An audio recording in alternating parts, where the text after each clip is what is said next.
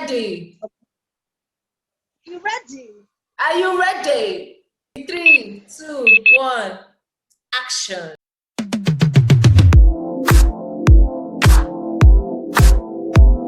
Hi everyone, welcome back to my channel. I'm the Igbo Maiden and I have a special lovely guest today and she's going to introduce herself. So, you have the floor. Hi, I'm joking. All right. Hi, everyone. My name is Chidima. The title of this topic is Love versus Genotype. So we are going to get down to it. We're going to talk about love, we're going to talk about relationship, exes, presents, everything in one. And thankfully, we're still in the month of love, right? So We are. I said I personally also avoided you because I was like, this auntie will not come and oppress us now. Let me tell you something because you don't know nothing. Look at your babe, we're on the same boat too. Me and you, we're on the same boat, my dear. Have you ever been like in a situation where you've had to use your genotype, your SC, as, or maybe the person's genotype, whatever like your interest is, your love interest, as a deciding factor as to whether you're going to date the person or move to the next step, if you've ever been that experience? It comes up often, and I'm going to say this first of all. Yeah.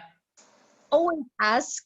I think it's one of the things, it might seem like, oh my gosh, it's so heavy, but please ask the person early, what is your genotype?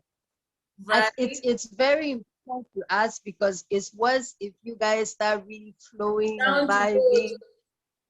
And, yeah. You know, ask, and then you find out and it's like. Yeah. And it's very frustrating by the time you've spent your time, your effort. Exactly. Yeah. Trying to let go of the person after will be a struggle. It's like, and I have to support myself because I will say that is currently my situation. Yeah.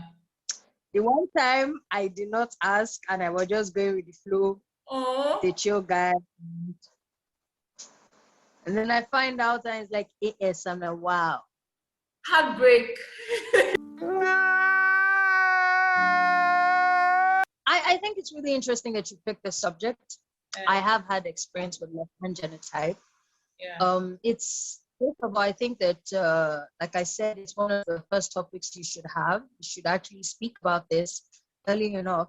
And when you speak about it early enough, a lot of people think, see, sometimes the idea of, oh, I just love him is not going to be enough, sis. You need to think about it, okay?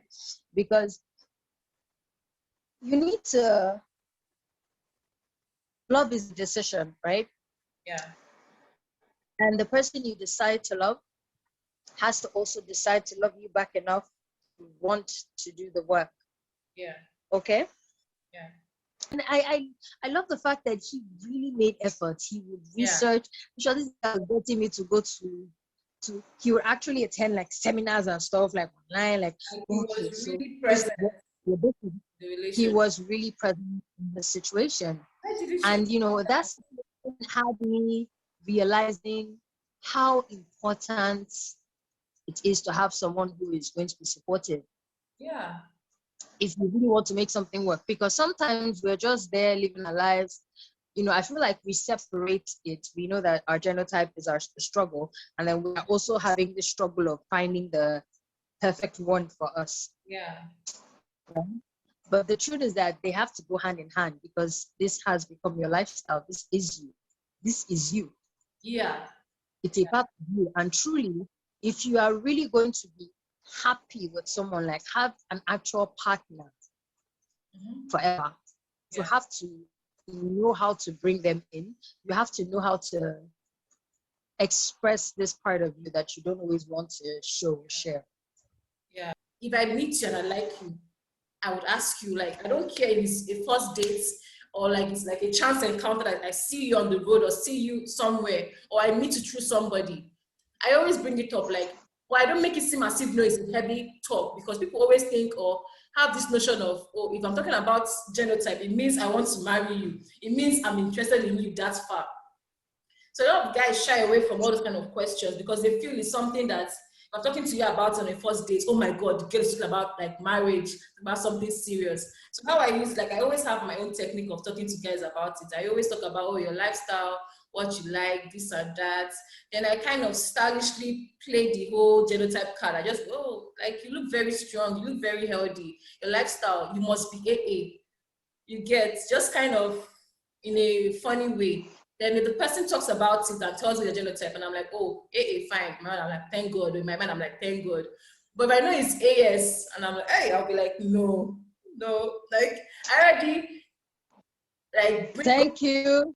an emotional wall between us, and I just feel like that's the end of it. And it's just quite sad because a lot of people, you can meet someone that is AA and will be an asshole. Then meet someone that is AS, and the person is like the perfect guy, like he's very nice, he's very kind, someone that can potentially, like, you can fall in love with. So all these things that we battle with, people don't understand the struggles we face, especially those that have the sickle cell genotype. Like, we always have to face a lot of things, especially when it comes to love. And I know that a lot of people don't really are not really open to talking about love or talking about relationships. A lot of people with sickle cell are kind of closed off. They don't want to talk about, they don't want to like be with somebody because they feel they're already. In particular doesn't speak much about it. The truth is that we all seem like we want love, but already we have communication issues. Yeah. And as much as we have communication issues, well, look at us over here, that we not only do we have to go through this life trying to find somebody that is actually ready to communicate, to actually ready to be in love and do the work for love, but we actually have to find someone that is also compatible.